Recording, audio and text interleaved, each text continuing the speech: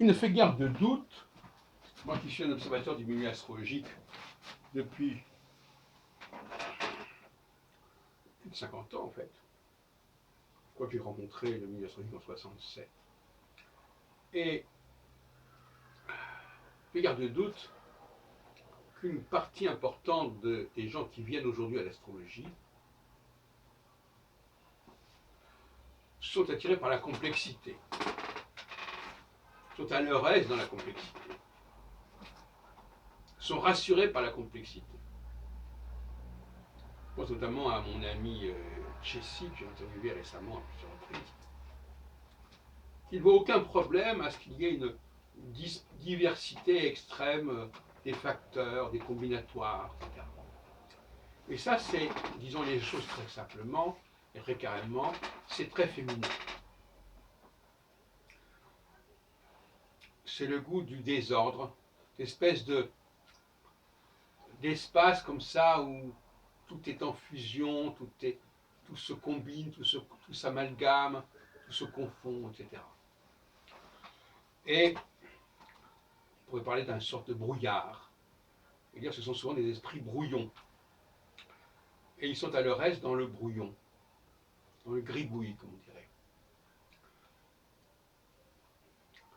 Il faut essayer de comprendre que l'astrologie aujourd'hui attire les gens brouillons, les gens à l'esprit brouillon.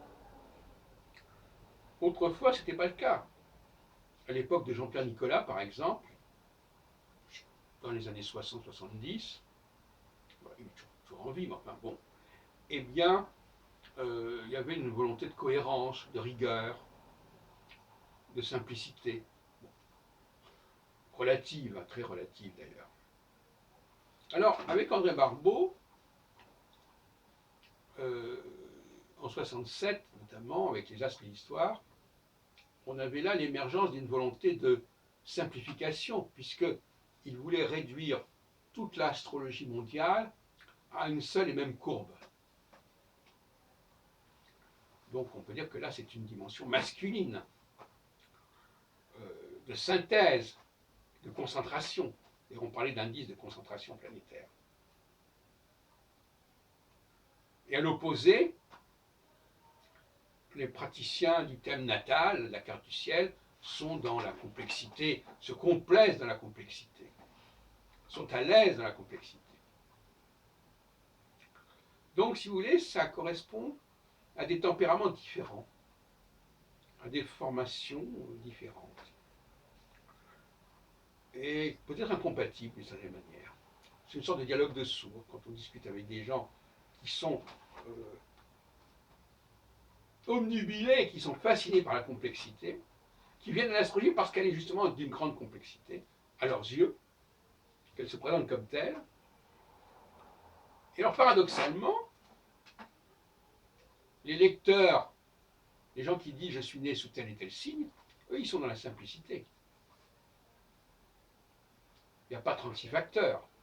Il n'y a pas Mercure ceci, Jupiter là, Vénus là. Il y a le Soleil qui donne, pof, le signe de la personne. Voyez-vous, l'astrologie est traversée par cette dualité. Selon la personnalité de l'astrologue ou du client ou de l'amateur d'astrologie, eh bien, il va basculer dans un sens ou dans l'autre.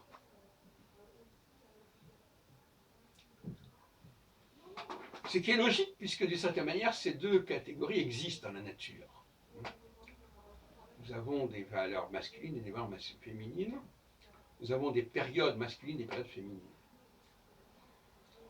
Mais la question, c'est quand même que l'astrologie doit se concentrer sur le masculin, sur la cohérence, sur la rigueur, sur l'élégance du modèle, l'élégance occamienne, la parcimonie, l'économie de moyens.